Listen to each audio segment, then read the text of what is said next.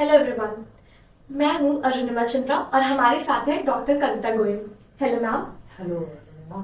Ma'am, हमारा question ये था कि ओवेरियन सिस्ट क्या है।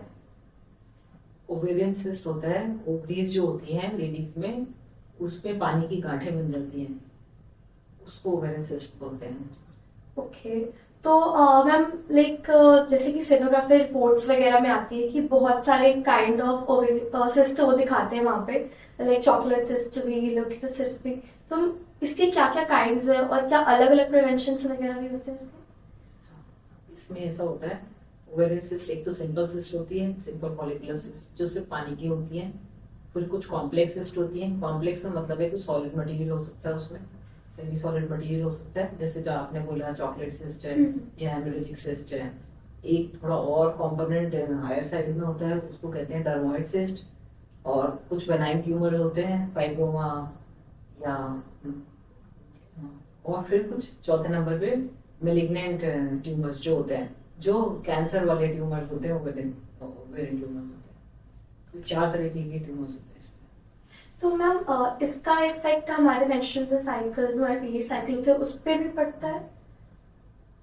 Actually it's the other way round.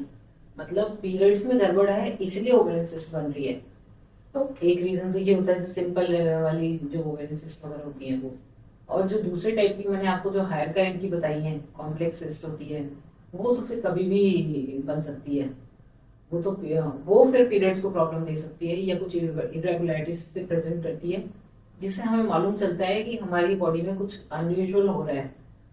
Otherwise हमें कैसे पता चलेगा कि हमारी बॉडी में ओवरी सिस्ट बन गई है, ये बनने वाली है, ये बन चुकी है। वो हम फिर जब हमारे पीरियड्स की इरेगुलरिटी स्टार्ट होती है, पीरियड पहले आने लग जाते हैं, लेट आने लग जाते हैं, या बीच में ब्लीडिंग स्पॉटिंग स्टार्ट होने लग जाती है, या कुछ पेन या अनयूजुअल नीचे की तरफ हैवीनेस, प्रेशर फील होने लग जाता है, पीरियड्स में हैवी पेन स्टार्ट हो जाता है, तब हमें लगता है कि कुछ अबनॉर्मल हो रहा है। तो फिर हम सोनोग्राफी कराते हैं, तो हमें मालूम चलता है कि ओवेरियन सिस्ट है। मैम, पीरियड साइकिल पे इफेक्ट के अलावा और भी कोई सिम्टम्स हैं इसके? एक्चुअली ओवरीज का काम है पीरियड्स को रेगुलेट करना। उसमें से हर महीने हार्मोन्स निकलते हैं हमारे, एस्ट्रोजन, प्रोजेस्टेरॉन, और वो ही पीरियड को रेगुलेट करता है। इसीलिए ज्यादातर जो भी ओवेरियन ट्यूमर या ओवेरियन सिस्ट होते हैं, वो पीरियड्स की रेगुलरिटीज ही करते हैं। पर डेफिनेटली अगर ओवेरियन सिस्ट बन गया है और उसके साइज बहुत बड़ा हो गया, 6 सेंटीमीटर, 7 सेंटीमीटर एंड अबव, तो वो फिर प्रेशर सिम्टम्स भी देने लग जाएगा। एक बड़ा संतरे का बड़ा साइज हो जाएगा, तो हमें हमें फील होने लग जाएगा कि कुछ हमारे पेट में कुछ हैवी हैवी चीज है।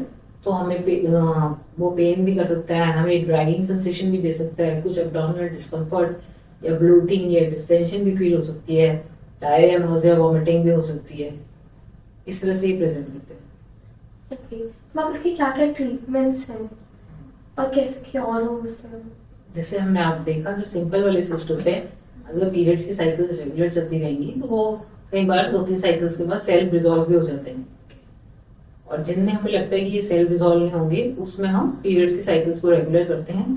जैसे जैसे पीरियड की साइकिल रेगुलर हो जाती है, वो अपने आप सेल्फ रिजॉल्व हो जाते हैं। पर कुछ, जैसे मैंने आपको बताया, कॉम्प्लेक्स सिस्ट जो है या बिनाइन ट्यूमर्स हैं, उसमें हमें वो सिस्ट मेडिसिन से क्योर नहीं होते। जैसे डर्मोइड सिस्ट हो गया, चॉकलेट सिस्ट हो गया, नेमेटोटिक सिस्ट हो गया, या कोई बेनाइन ट्यूमर है, सीरस ट्यूमर्स है, या फिर मेलिग्नेंसी, इन इन इन सिस्ट में हमें फिर ऑपरेट करना पड़ेगा। ओके।